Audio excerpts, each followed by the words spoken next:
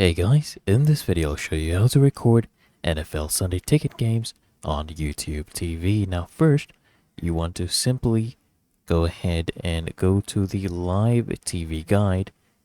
Just go click on live and scroll down until you see the Sunday Ticket icon on the left on your YouTube TV. And all the available games, as you can see, will be shown like this in their own rows in the guide. Okay. And if you want to record any game, it's very easy. You just select the game you want to record and you click on the plus button to add it to your library. Okay? And you can choose to record maybe one specific game, all the NFL games, or all games for a specific team, maybe the Texans or the Colts, right? And to find your recorded games, you can just find them in the library. And if you want to watch a recording, you just select the specific game, okay?